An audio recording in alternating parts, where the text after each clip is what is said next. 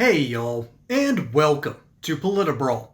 My name is Brian, and Russell Fry plays a video not only calling out these terrible colleges for what they're doing on their campuses, the Democrats couldn't even defend it. Let's dive in. Freedom of speech for me, but not thee, I think is the central theme for conservatives on college campuses. That's the unfortunate truth that we really see perpetuated by college and university administrators across the country. Think about the few examples we've kind of hit on today a little bit, including yours. Riley Gaines was attacked twice when she went to San Francisco State University. And it didn't just stop there. The school kind of glossed over it by saying that students took tremendous bravery for the students who participated peacefully on campus. Or when the acting associate dean for administrative affairs at the University of Arizona sent an email to students that they may be impacted by Charlie Kirk coming to the school and provided them with counseling for anyone who was considered that, I guess, violence of some flavor. Or most recently, just last month, in the classroom at Stanford University, a lecturer asked Jewish students to raise their hands if they were Jewish and put them in the corner of the room and said, that is what happens in Palestine. Colleges and universities should be epicenters of American freedoms. Schools should robustly protect the right of students to defend their position, to articulate their position, to express those viewpoints on campus. These are the labyrinths of our future, of this republic. But many college university administrators have shown that their commitment is not to protect free speech unless it is speech in which they agree with. Let's play a video real quick.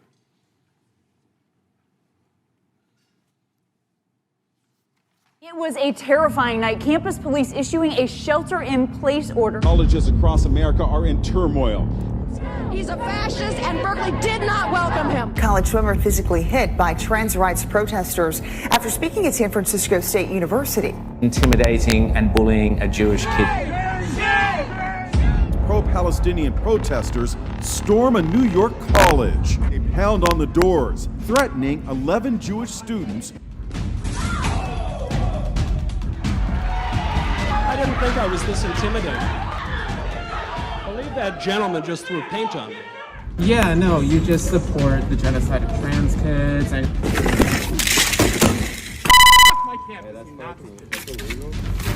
A group called the NYU Anti-Fascists arguing that McGinnis is a hate speaker with a track record of using incendiary language.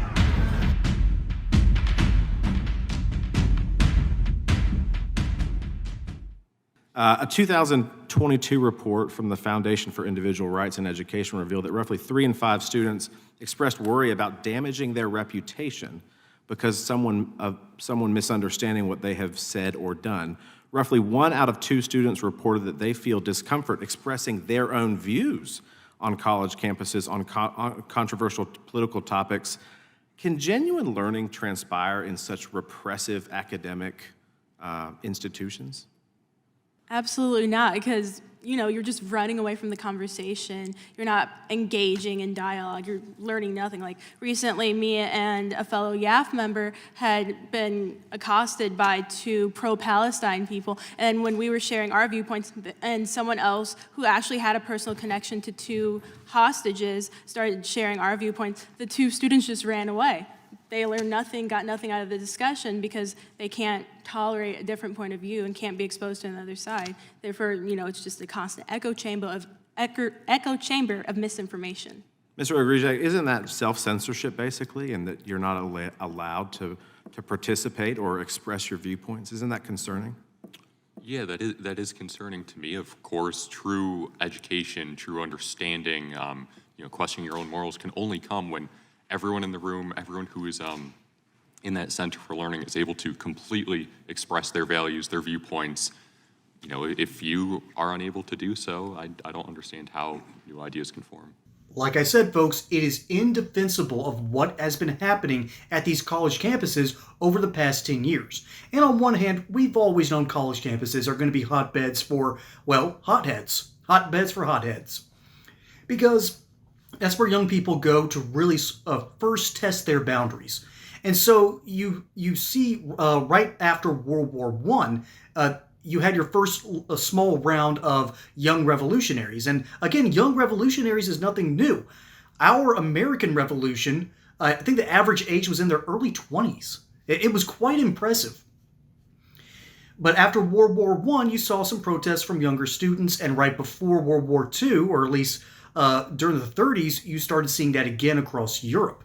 After World War II, you started to see that pile up here in the United States in the late 50s and definitely during the 60s. So, yeah, I fully expect more leftists to start showing up in college campuses across the United States and across history.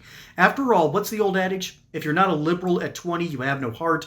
If you're not a conservative by 40, you have no brain. That has been an old adage, and I don't think Winston Churchill was the first to say that. Hey, y'all. Experts say they rig the markets, print the money, and manipulate the system. But here's the truth. They can't print gold. While the dollar weakens, physical gold and silver stay real, tangible, uncontrolled. When banks go digital and emergencies lock you out of your own funds, gold and silver won't need an internet connection or government permission. Their value is outside the system, a time-tested insurance policy against tyranny, inflation, and economic resets. So don't wait until the trap is sprung. Own what the elites hoard behind closed doors. Physical gold and silver off the grid, because when the system fails, real money talks. And to help you learn more about owning physical gold and silver, we have partnered with the great company Goldco, which supports this channel, which we deeply appreciate. So check out politbralgold.com for more info and see if you might even qualify for free silver. That's politbralgold.com.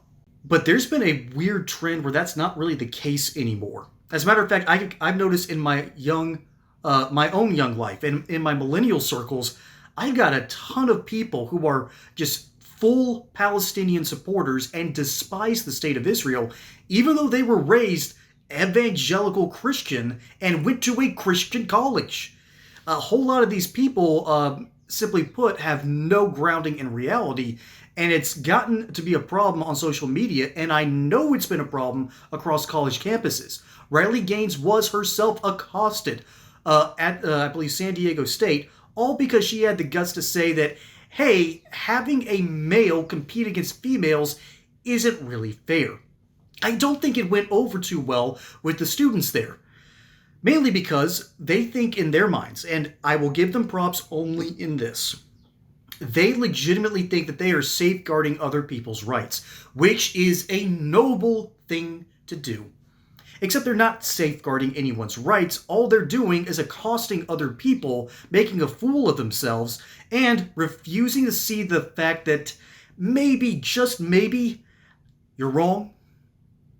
College is exactly where you're supposed to go, so you can ask that question. Where am I wrong? You were supposed to use the college educational system to challenge your own mind and allow other people to tell you the truth. The problem is, to some degree, there's not much truth going on college campuses, and it's gotten worse ever since what I call the long march to the institutions, as woke slowly took over and took root in the Pacific Northwest, trickled down into California, and then slowly spread eastward to now that the majority of our collegiate system is, I think, like 90% Democrat and 8% Republican. That is absolutely insane. And that's also not going to be a fair process. So if you are hearing a bunch of professors say a whole lot of things that just aren't so, you're going to have a situation where people, simply put, are not well educated and don't ask themselves the fundamental questions of, am I wrong? Do I need to be learning something else? We don't ask our students these questions, and that's a fundamental problem with education. But there's another one that isn't a part of this video, that isn't a part of other students being accosted, that isn't a part of the Young Americans, YAF. Oh, doggone it. Young Americans Foundation, I believe. But young conservatives are outnumbered to some degree because there is a stronger online presence of young liberals, and really it's young leftists. And they are in these weird incubators where they have either gotten on the internet very early, became Redditors early on, and lived in these weird echo chambers before they even got to their college courses. That's one route. The other route is you've been getting all of your worldview from your own public education system from kindergarten to 12th grade, to your senior year. There is propaganda in our public schools, and we found this in 2020, and parents started noticing, what is this nonsense you're learning? They started asking questions and wound up on an FBI watch list. So that's another reason that kids have gotten crazier and crazier. But then I think the final one, and that is the culture itself. We have forgotten what it means to talk about individual liberties. We have forgotten what it means to be entrepreneurial. We have forgotten what it means to give kids some responsibility.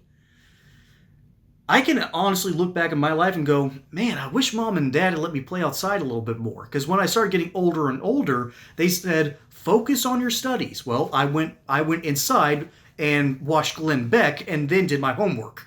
Okay, that worked out for me for some unhealthy reason.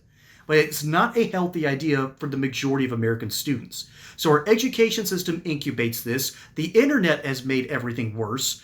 Then, to make matters crazier, our own culture keeps pushing these other values. And instead of getting children into schools that will get them to ask tough questions, instead they listen to the tripe of their own professors, or worse, they come in with the preconceived knowledge and refuse to ask any tougher questions.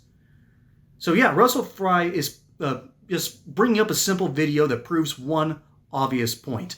Our colleges are no longer safe places for education. They are compromised for the most part. And I think that's a very sad thing. I believe in making education great again, from kindergarten all the way up to our higher education, particularly when it comes to our colleges. But let me know what you think down in the comments below. My name is Brian. Hope you enjoyed that segment here on Politibrawl.